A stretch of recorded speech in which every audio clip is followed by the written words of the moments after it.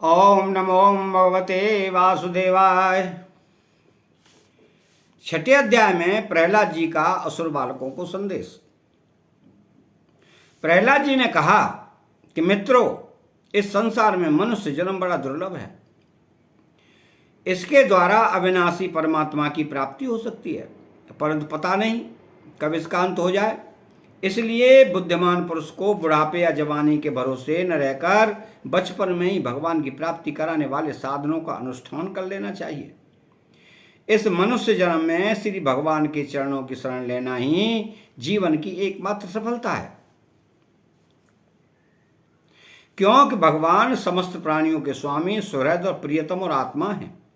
भाइयों, जीव चाहे जिस योनि में रहे, प्रारब्ध के अनुसार सर्वत्र वैसे ही मिलता रहता है जैसे बिना किसी प्रकार का प्रयत्न किए निवारण करने पर भी दुख मिलता है। इसलिए सांसारिक सुख के उद्देश्य से प्रयत्न करने की कोई आवश्यकता नहीं है, क्योंकि स्वयं मिलने वाली वस्तु के लिए परिश्रम करना आयु और शक्ति को व्यर्थ कमाना है। जो इनमें उलझ जाते हैं उन्हें भगवान के परम कल्याण स्वरूप चरण कमलों की प्राप्ति नहीं होती। हमारे सिर पर अनेकों प्रकार के भय सवार रहते हैं, इसलिए शरीर जो भगवत प्राप्ति के लिए पर्याप्त है, जब तक रोग शोकादि ग्रस्त होकर मृत्यु के मुख में नहीं चला जाता, तभी तक बुद्धिमान पुरुष को अपने कल्याण के लिए प्रयत्न कर लेना चाहिए। मनुष्य की पूरी आयु 100 वर्ष की है। जिन्होंने अपनी इंद्रियों को बस में नहीं कर लिया है, उनकी आयु का आधा हिस्सा तो यूं ही बीत जाता है, क्योंकि वो रात में घोर तमोगुण अज्ञान से ग्रस्त होकर सोते हैं और बचपन में उन्हें अपने हित अहित का ज्ञान नहीं रहता। कुछ बड़े होने पर कुमार अवस्था वे खेल कूद में लग जाते हैं। इस प्रकार 20 वर्ष का तो पता ही नहीं चलता। जब बुढ़ापा शरीर को ग्रस लेता है, तब अंत के 20 वर्षों में कुछ करने धरने की शक्ति नहीं रह जाती। रह गई बीच की कुछ छोटी सी आयु, उसमें कभी न पूरे होने वाली बड़ी बड़ी कामनाएं हैं। बला पकड़ रखने वाला मोह है और घर द्वार की वो आसक्ति है, जिससे जीव इतना उलझ जाता है कि उसे कुछ कर्तव्य अकर्तव्य का ज्ञान ही नहीं रहता। इस प्रकार बची खुची आयु भी हाथ से निकल जाती है।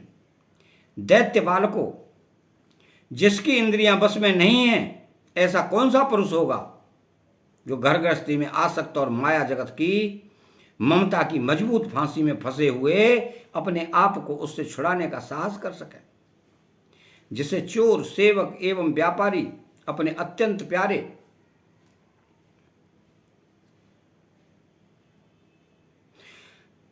प्राणी की भी बाजी लगाकर संग्रह करते हैं, और इसलिए उन्हें जो प्राणों से भी अधिक वांछनीय हैं, उस धन की तृष्णा को भला कौन त्याग सकता है।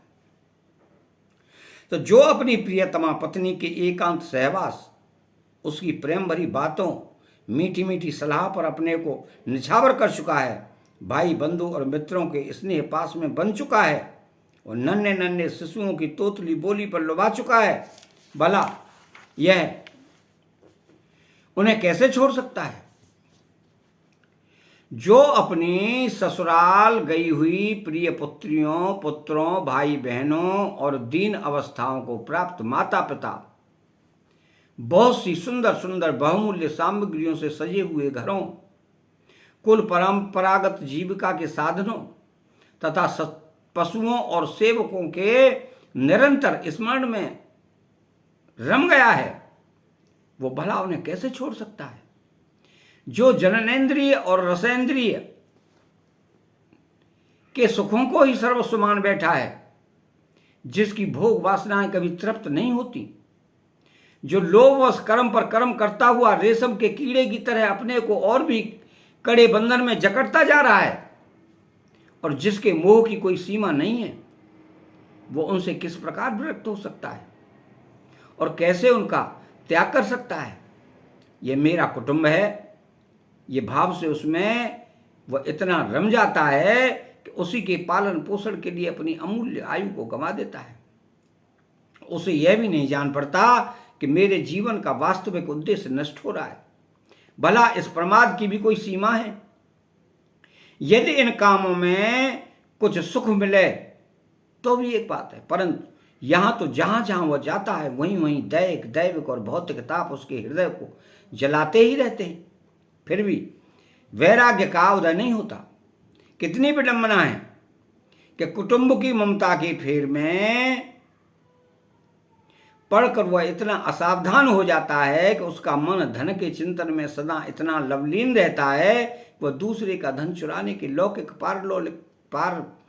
लौकिक दोषों को जानता हुआ भी कामनाओं को बस में न कर सकने के कारण इंद्रियों के भोग की लालसा से चोरी कर ही बैठता है। भाइयों, जो इस प्रकार अपने कुटुंबियों के पेट पालने में ही लगा रहता है, कभी भगवत जन नहीं करता, वह विद्वान हो तो भी उसे परमात्मा की प्राप्ति नहीं हो सकती, क्योंकि अपने पराये का भेदभाव रहने के कारण उसे भी अज्ञानियों के समान ही तम प्रधान गति प्राप्त होती है। जो कामनियों के मनोरंजन का सामान उनका क्रीड़ा मृग बन रहा है और जिसने अपने पैरों में संतान की बेड़ी जकड़ ली है, वो बेचारा गरीब, चाहे कोई भी हो, कहीं भी हो, किसी भी प्रकार से अपना उद्धार नहीं कर सकता। इसलिए भाइयों, तुम लोग विषयासक्त दैत्यों का संग दूर से ही छोड़ दो और आदिदेव भगवान नारायण की शरण ग्रहण करो, क्यों कि जिन्होंने संसार की आसक्ति छोड़ दी है उन महात्माओं के वे ही परम प्रियतम और परम गति हैं। मित्रों, भगवान को प्रसन्न करने के लिए कोई बहुत परिश्रम या प्रयत्न नहीं करना चाहिए, क्योंकि वो समस्त प्राणियों के आत्मा हैं, सर्वस्व सबकी सत्ता के रूप में स्वयं सिद्ध वस्तु हैं। ब्रह्मा से लेकर तिनके तक छोटे बड़े समस्त प्राणियों में, पंचभूतों से बनी हुई वस्तुओं में, पंचभूतों में, सूक्ष्म तन्मात्राओं में, महान तत्व में, तीनों गुणों में और गुणों की साम्यावस्था प्रकृति में एक ही अविनाशी परमात्मा विराजमान है। वे ही समस्त सौंदर्य, माधुर्य और ऐश्वर्यों की खान है। वे ही अंतर्यामी दृष्टा के रूप में हैं और वे ही दृश्य जगत के रूप में भी हैं। सर्वदा अनिर्वचनीय तथा विकल्प रहित होने पर भी दृष्टा और दृश्य, व्याप्य और व्यापक के रूप में उनका निर्वचन किया जाता है। वस्तुतः उनमें एक भी विकल्प नहीं है, वे केवल अनुभव स्वरूप, आनंद स्वरूप एकमात्र परमेश्वर ही हैं। गुणमयी सृष्टि करने वाले माया के द्वारा ही उनका ऐश्वर्य छिप रहा है। इसके निवृत्त होते ही उनके दर्शन हो जाते हैं।